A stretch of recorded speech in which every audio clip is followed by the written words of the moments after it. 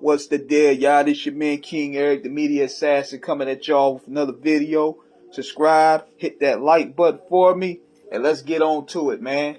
So, apparently everybody already know what's been going down with Slaughterhouse. Joe Ortiz, Joe Budden, and Royce the 5'9". They had a very heated argument yesterday about the direction of Slaughterhouse. Crooked Eye and Joel putting out this album, and it got ugly. It got ugly real fast. And I want to give my 2 cents about it. See, for what I'm looking at, from what I'm observing, they wanted to do a Slaughterhouse album probably as another rollout because it's been 10 years since the original album came out.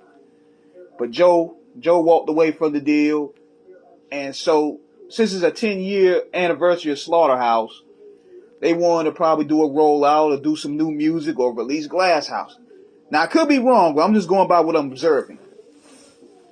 So Joel Ortiz and Crooked, they took it upon themselves to get the ball rolling. They wanted to get Royce a part of it. And Royce probably said, I'll get at you another time. Probably didn't really give them the answer. Same with Joe. And if you look at what Joel Ortiz said about Joe when he texted him about the idea, he probably just gave him some eyes and joy, which I can believe. So they probably have an obligation to why they can't put out an album because of Joe. They need Joe's involvement. I don't really know the details behind that, but I'm just going by what I'm assuming. So they went ahead and completed a project on their own, telling their own story of why Slaughterhouse broke up, and Joe and Royce ain't feeling it. And Joel's argument is, but I came to y'all with the argument. I came to y'all and wanted to be a part of it, but y'all brushed it off. Me and Crooked wanted to do it with y'all. Y'all never got back with us, so we just kept the ball rolling and just did our part and told our story. So now it's looked upon, if I'm looking at this argument, it's all coming down to a head. Joe wanted to finance his album, but he's been wishy-washy. Royce has been wishy-washy as well from what I'm observing from Joel. And it got disrespectful. Now, first thing I will say, I won't let Joe Budden or anybody involved with him finance this album because basically it looked like a situation where he will try to roll in mild them niggas. Like he'll go ahead and finance the album. Then 6 months later they have a fallout. I went ahead and financed your fucking album. Crooked Eye, Joe Ortiz. If it wasn't for Joe Budden, you niggas would be rapping right now, putting out the Slaughterhouse album. We the reason why we put that album out. And you niggas are ungrateful just like William Mile. You irrelevant bum ass niggas. That's exactly how it would go. And Joel like, man, we ain't doing that shit. So it came to a head yesterday. And Royce seemed like to me he's trying to play both sides and play dumb like we ain't do it. But Crooked said, look, we try to get at y'all for doing this, and y'all kept on brushing us off. So we said, okay, we just gonna do our thing and tell our side of the story and keep it moving. And from there, from the way it looks like now, people are saying like Joe didn't really say Joe Ortiz sucked my dick. He told the album suck my dick. Nah. That draws the line either way because them dudes put that project out and you disrespecting their craft. And not only that, the disrespectful tone was already set in motion when Joe talking about, I'm bigger than you right now. I'm doing more than you right now. You try to belittle them niggas. I'm bigger than you. Y'all flukes, y'all jukes in the numbers on the Slaughterhouse video.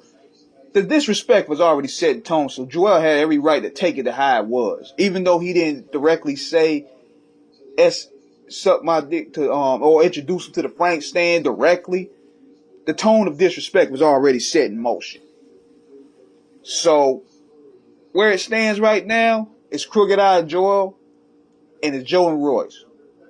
Now, unless they're planning a rollout album for a single they got coming, I don't see them coming together anytime soon.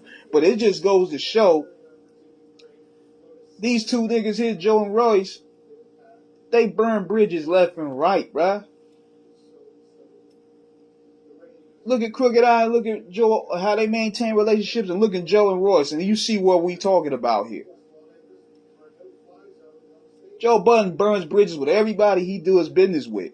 It's been like that for the past 20 years. The Def Jam deal, the Shady deal, Slaughterhouse, the Joe Budden podcast, Everyday Struggle,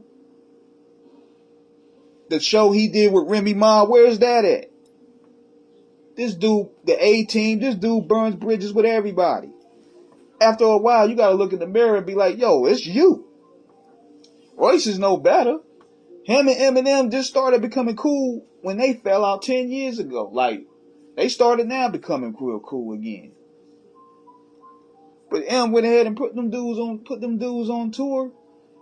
Oh, and imagine, man, I don't need nobody to manage my anger. And I was like, wow. So these dudes have a weird sense. And then Royce also was doing the show with Lupe, which was good. Then all of a sudden that didn't work anymore. And they went back and forth. So these two niggas got a history of burning bridges. And you could just see it for yourself. But it's like I don't have a side I'm taking on this, but I'm just observing. Like, look at the two people and their relationships prior, and look at the two other people before. And you see what I'm talking about. But I don't think there's going to be a reunion anytime soon.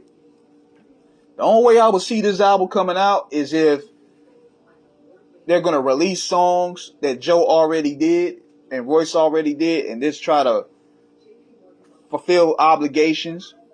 But other than that, Slaughterhouse is through. So let me know what you guys think in the comments. Subscribe, hit the like button. Peace.